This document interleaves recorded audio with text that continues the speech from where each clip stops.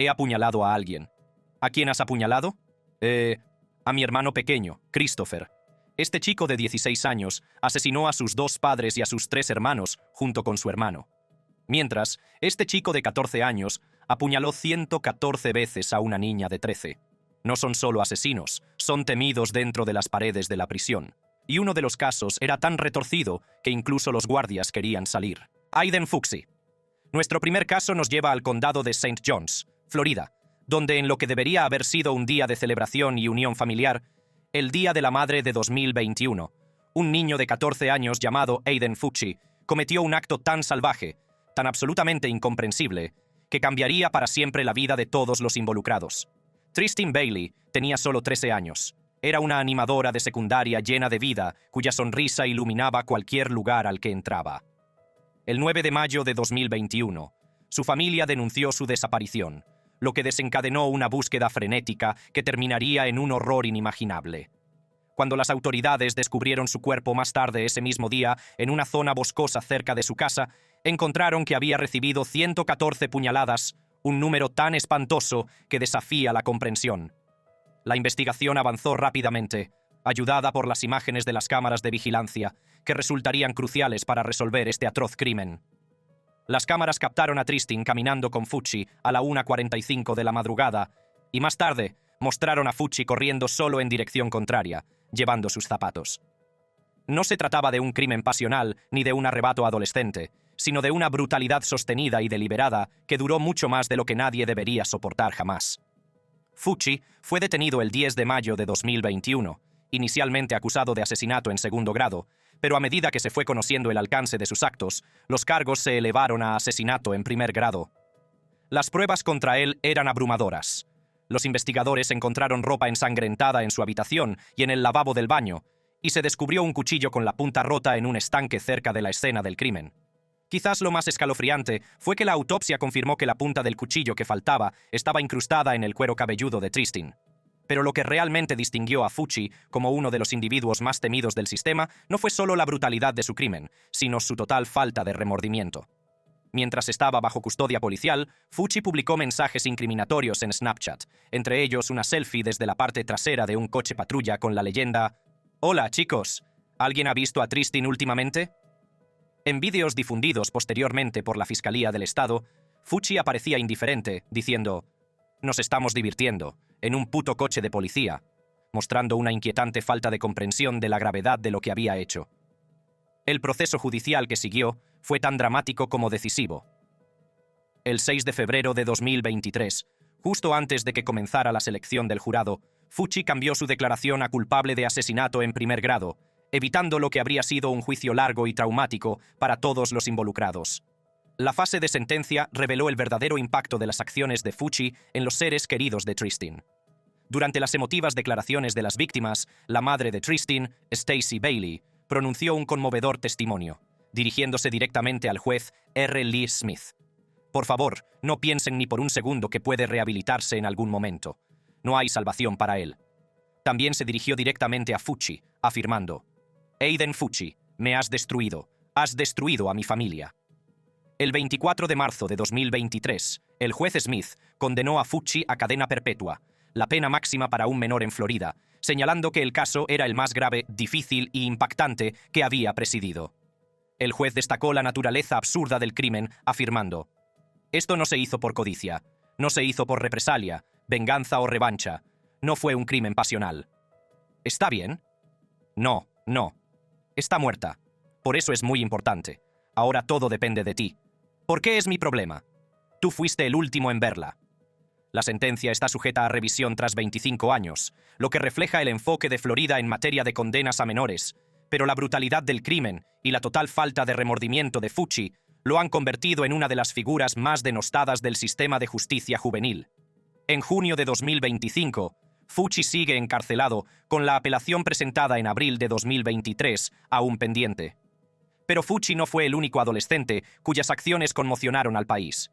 Solo 6 meses después, otro nombre acapararía los titulares: Ethan Crumbley. Ethan Crumbley. Las acciones de Ethan Crumbley. El 30 de noviembre de 2021 nos horrorizaron por su precisión calculada y su alcance devastador. Con solo 15 años, Crumbley llevó a cabo un tiroteo en la escuela secundaria Oxford High School de Michigan, en el que mató a 4 estudiantes e hirió a otros 7. Pero lo que realmente lo distingue es la planificación metódica de su ataque y las ramificaciones legales sin precedentes que siguieron. La mañana del 30 de noviembre de 2021 comenzó como cualquier otra en la Oxford High School, pero terminaría en una tragedia que resonaría mucho más allá de las paredes de esta institución de Michigan. Ethan utilizó una pistola semiautomática, Sig Sauer SP 2022 de 9 milímetros para llevar a cabo su ataque, disparando 32 tiros en aproximadamente 3 minutos y cambiando para siempre la vida de todos los que se encontraban en ese edificio.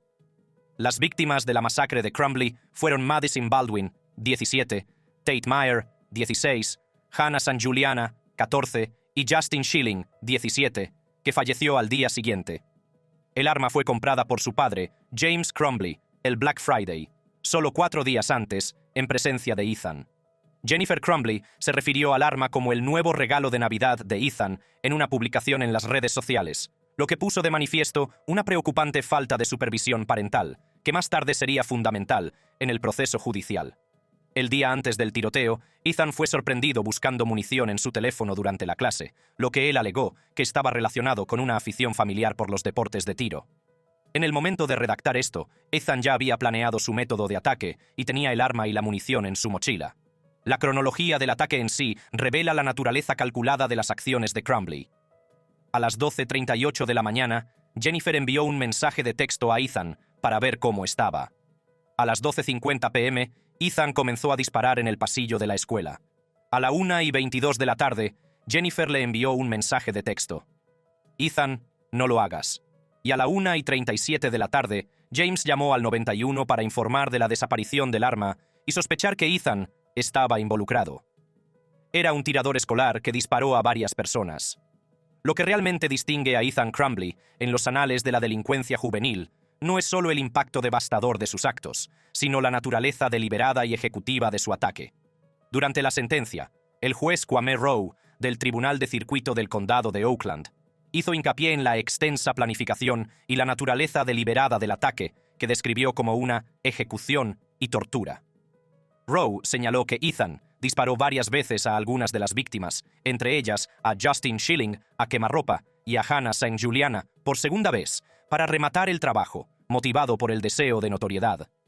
Ethan fue detenido poco después del tiroteo y acusado como adulto de 24 cargos, entre ellos terrorismo con resultado de muerte, asesinato en primer grado, agresión con intención de matar y posesión de un arma de fuego durante la comisión de un delito grave. El 24 de octubre de 2022 se declaró culpable de todos los cargos y retiró la defensa por demencia. El 8 de diciembre de 2023, el juez Rowe lo condenó a cadena perpetua sin posibilidad de libertad condicional, más 24 años adicionales. La sentencia reflejó no solo la gravedad del delito, sino también la forma calculada y metódica en que se llevó a cabo. Pero el caso Crumbley abrió un nuevo precedente legal que ha conmocionado al sistema judicial estadounidense. Jennifer y James Crumbley fueron acusados el 3 de diciembre de 2021 de 4 cargos de homicidio involuntario por no haber asegurado el arma de fuego y no haber abordado los problemas de salud mental de Ethan. Sus juicios se celebraron por separado, y Jennifer fue condenada el 6 de febrero de 2024 y James el 14 de marzo de 2024.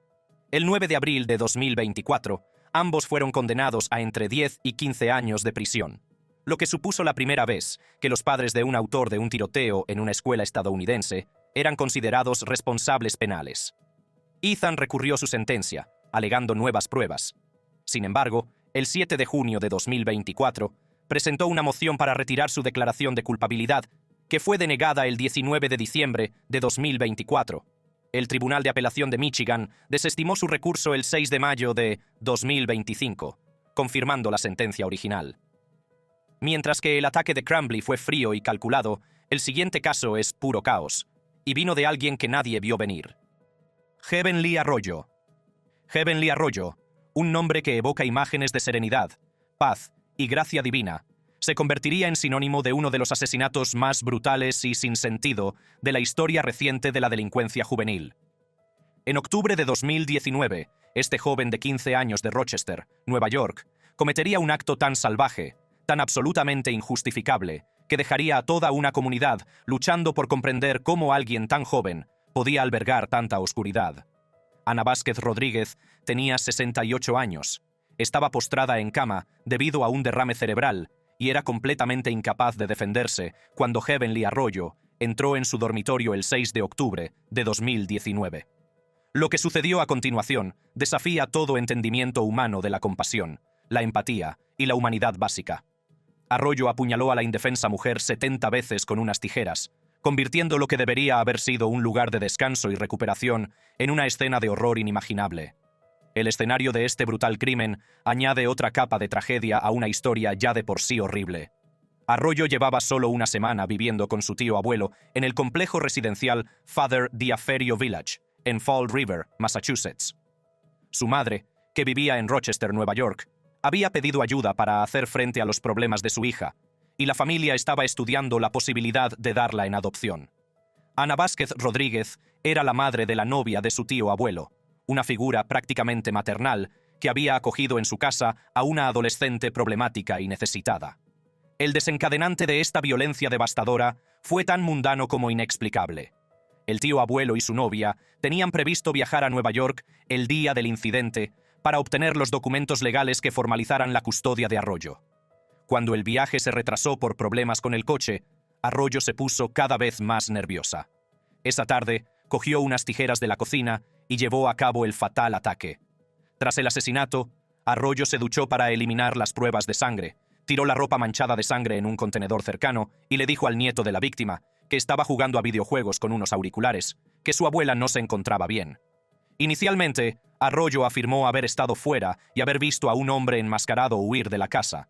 Sin embargo, esta mentira se desmoronó rápidamente cuando confesó el crimen mientras estaba bajo custodia, según se informa, diciendo: «Maté a la anciana y lo siento», según escuchó el teniente Jay Ward a través de una transmisión de video en vivo. Los procedimientos legales que siguieron pusieron de relieve la complejidad de lidiar con una violencia tan extrema cometida por una menor. Arroyo fue arrestada el 6 de octubre de 2019 y acusada de asesinato. Debido a la gravedad del delito, la Fiscalía solicitó que fuera juzgada como adulta y el caso fue trasladado del Tribunal de Distrito al Tribunal Superior tras una acusación formal del Gran Jurado del Condado de Bristol en diciembre de 2019. El 17 de enero de 2020, Arroyo fue procesada en el Tribunal Superior, donde se declaró inocente y se le denegó la libertad bajo fianza. Su equipo de defensa estaba formado por los abogados John Geary y Joseph Mulhern Jr., este último de la División de Defensa de los Jóvenes de la Oficina del Defensor Público Local. El caso dio un giro significativo cuando, el 18 de enero de 2023, a la edad de 18 años, Arroyo se declaró culpable de asesinato en segundo grado en el Tribunal Superior de Fall River ante la jueza René Dupuis. Fue condenada a cadena perpetua con posibilidad de libertad condicional tras 19 años. La Fiscalía del Condado de Bristol describió a Arroyo como una adolescente problemática, indicando posibles problemas psicológicos que podrían haber contribuido a sus actos. Sin embargo, no se hicieron públicas evaluaciones ni diagnósticos detallados sobre su salud mental, probablemente debido a su condición de menor en el momento del delito.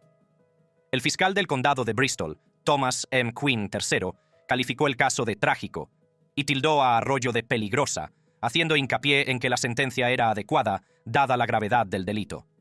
Destacó la vulnerabilidad de la víctima y el carácter premeditado del acto, como lo demuestran las acciones de Arroyo para encubrir el delito.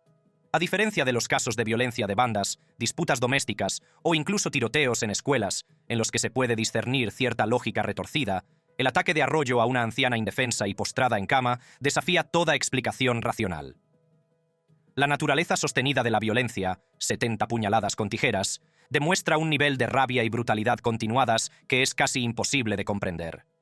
A fecha de 20 de junio de 2025, Arroyo sigue encarcelada, cumpliendo cadena perpetua con posibilidad de libertad condicional tras 19 años, lo que sería alrededor de 2042.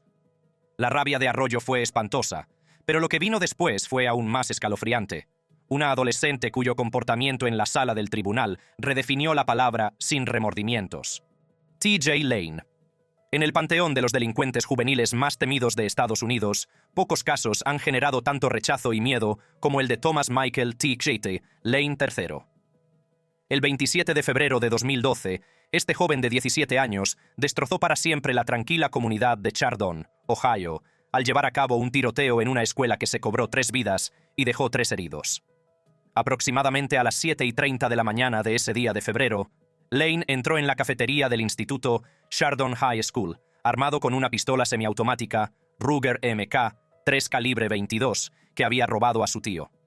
Disparó 10 tiros contra un grupo de estudiantes, matando a Daniel Parmertor, 16, Russell King Jr., 17, y Demetrius Hewlin, 16. Los heridos fueron Nick Walczak, 17, que quedó paralítico de por vida, Joy Rickers, 18, que fue dada de alta tras aproximadamente 24 horas, y Nate Mueller, 16, que sufrió una herida leve en la oreja. La investigación sobre el motivo de Lane reveló un panorama complejo y preocupante. Los testigos sugirieron una rivalidad personal con Russell King Jr., posiblemente relacionada con el hecho de que la exnovia de Lane salía con King. Sin embargo, Lane afirmó más tarde a la policía que eligió a sus víctimas al azar, una declaración que ha sido objeto de debate debido a los informes contradictorios y al historial documentado de engaños de Lane. Nacido el 19 de septiembre de 1994, Lane era estudiante de segundo año en la Lake Academy Alternative School, una escuela diseñada para alumnos con dificultades académicas o de comportamiento. Tenía un pasado turbulento y sus compañeros lo describían como callado, a veces triste y procedente de un hogar realmente destrozado. Lane había sido detenido 2 veces en diciembre de 2009 por alteración del orden público, una vez por retener a su tío durante una disputa familiar y otra por golpear a otro chico. Quizás lo más revelador sea una publicación en Facebook del 30 de diciembre de 2011, en la que decía «Morid todos», que más tarde se afirmó que formaba parte de un trabajo para clase, aunque esto sigue sin verificarse. Inicialmente detenido como menor, debido a su edad, el 2 de mayo de 2012, una audiencia de competencia determinó que era apto para ser juzgado, a pesar de las afirmaciones anteriores de alucinaciones y psicosis. Sin embargo, una evaluación posterior reveló que Lane admitió haber inventado estos síntomas para parecer esquizofrénico. En mayo de 2012, el tribunal decidió juzgarlo como adulto. Pero fue durante la fase de sentencia cuando T.J. Lane reveló verdaderamente la profundidad de su crueldad y consolidó su reputación como uno de los individuos más temidos del sistema de justicia juvenil. El 26 de febrero de 2013, Lane se declaró culpable de 3 cargos de asesinato con agravantes, 2 cargos de intento de asesinato con agravantes y un cargo de agresión con agravantes. El 19 de marzo de 2013, fue condenado a 3 cadenas perpetuas consecutivas, sin posibilidad de libertad condicional, más 37 años por mutilar a los estudiantes heridos y por el uso de armas de fuego. Durante la sentencia, T.J. Lane conmocionó al tribunal al mostrar una camiseta con la palabra «killer», asesino, y burlarse de las familias de las víctimas con una declaración vulgar y perturbadora. Su interrogatorio lo mostró inquietantemente tranquilo y ajeno al horror de sus crímenes. En serio, estuve como psicótico durante 2 semanas. Si pensaba en huir, no podía controlarme. Pensaba que sería más fácil huir.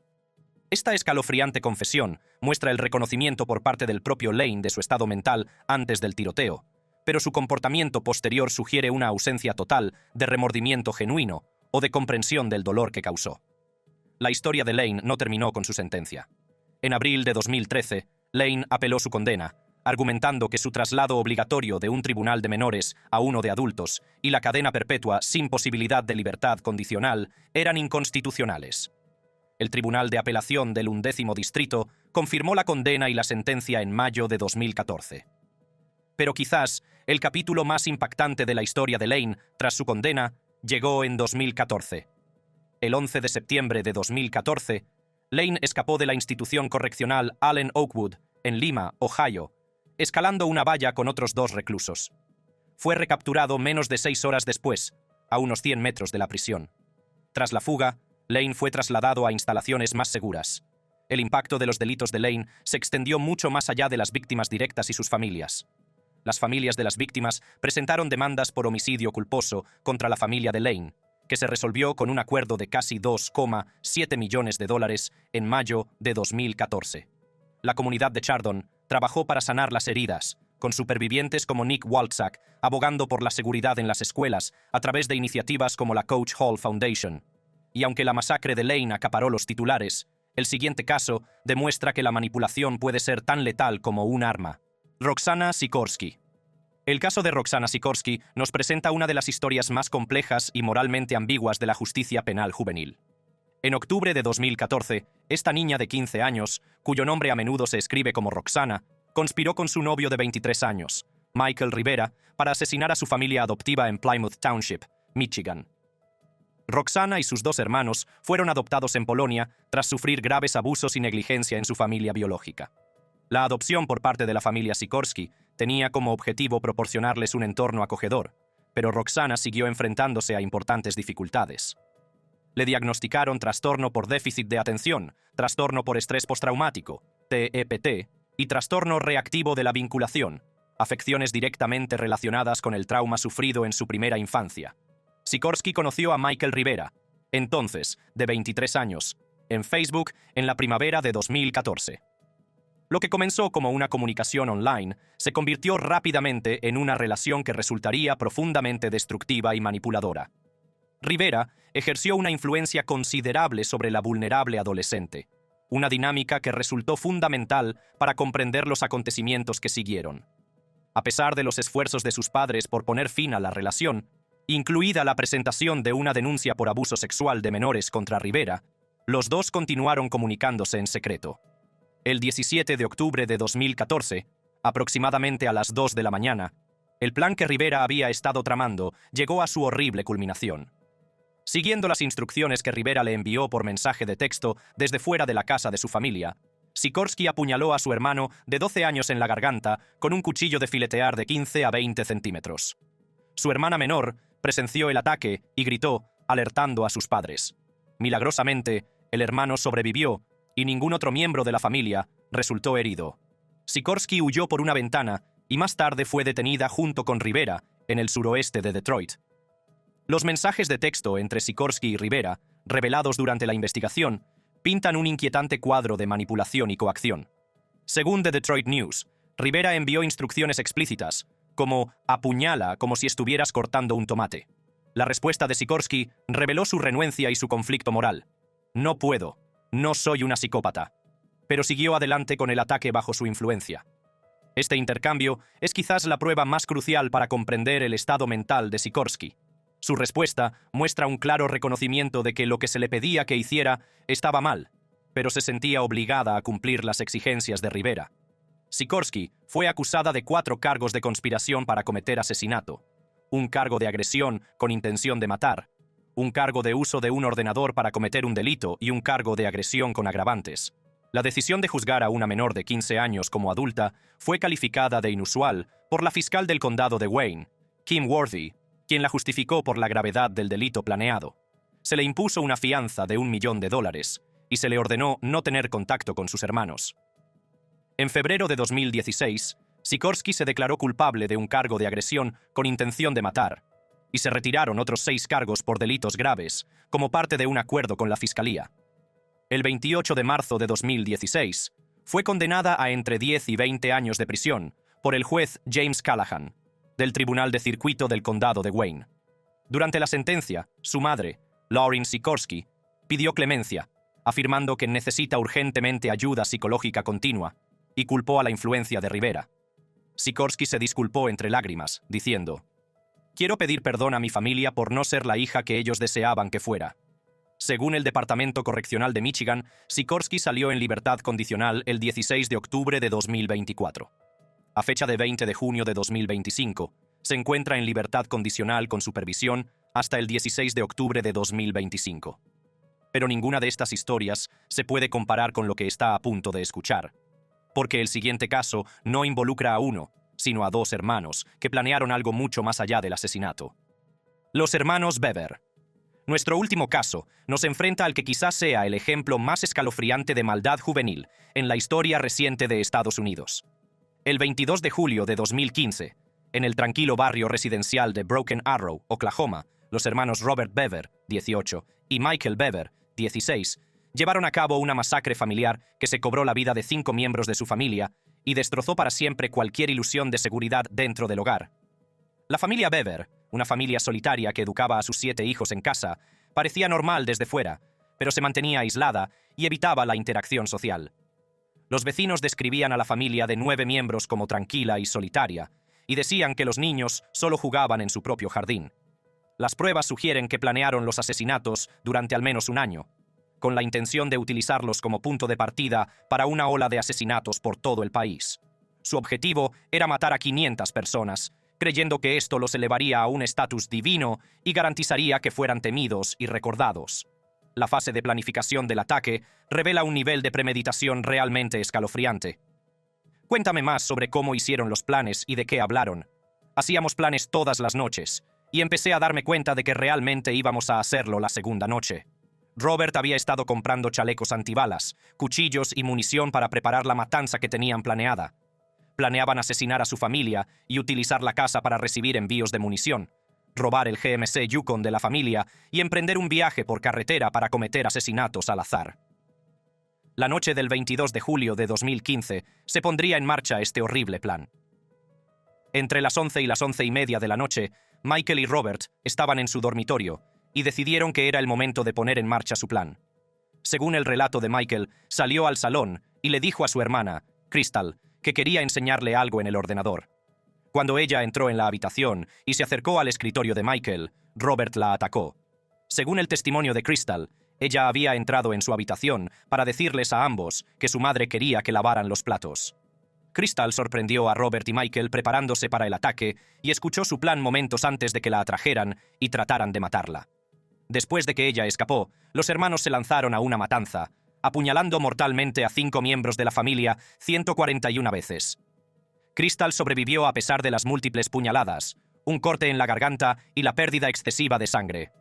Después de despejar la casa, la policía descubrió que la puerta trasera estaba entreabierta y creyó que los sospechosos habían huido por allí.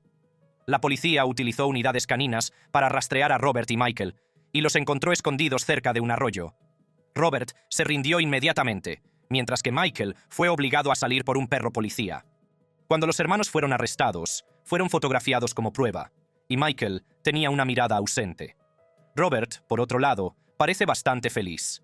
Tiene una sonrisa en la cara como si acabara de aprobar un examen. Cuando la policía fue a meterlos en coches patrulla separados, Robert miró a Michael y le dijo: «Estoy orgulloso de lo que he hecho». Robert Bever, de 18 años, se declaró culpable y fue condenado a 6 cadenas perpetuas sin posibilidad de libertad condicional. Michael, aunque era menor de edad, fue juzgado como adulto después de que un juez rechazara los argumentos sobre el desarrollo cerebral de los adolescentes. El juicio de Michael comenzó el 16 de abril de 2018 y fue declarado culpable el 9 de mayo de 2018. El jurado determinó que no era irremediablemente corrupto e incorregible, un requisito de la legislación de Oklahoma para condenar a un menor a cadena perpetua sin libertad condicional. En consecuencia, el 9 de agosto de 2018 fue condenado a 5 cadenas perpetuas consecutivas con posibilidad de libertad condicional, más 28 años por el delito de agresión. En abril de 2021, una sentencia del Tribunal Supremo de los Estados Unidos modificó los criterios para condenar a menores a cadena perpetua sin libertad condicional, eliminando el requisito de demostrar que un menor es incorregible de forma permanente y permitiendo que la sentencia se base en las circunstancias del delito. Esta sentencia llevó al fiscal del condado de Tulsa, Steve Kunzweiler, a considerar la posibilidad de solicitar la revocación de la libertad condicional de Michael. Robert Bever cumple actualmente 9 cadenas perpetuas sin libertad condicional en el centro correccional Joseph Harp. Michael Bever cumple su condena con posibilidad de libertad condicional, a la que podría optar tras cumplir el 85% de su condena, unos 38 años. La casa de la familia Bever fue destruida por un incendio en 2017 y el lugar se convirtió posteriormente en el Reflection Park, inaugurado en 2019. Ahora, cada uno de estos individuos representa una faceta diferente de la violencia juvenil, pero todos comparten ciertas características comunes que los convierten en algunos de los individuos más temidos del sistema penitenciario estadounidense. Bueno, eso es todo por este video, pero no te vayas, porque tenemos mucho más para ti. Solo tienes que hacer clic en cualquiera de las tarjetas que aparecen en tu pantalla y seguir viendo.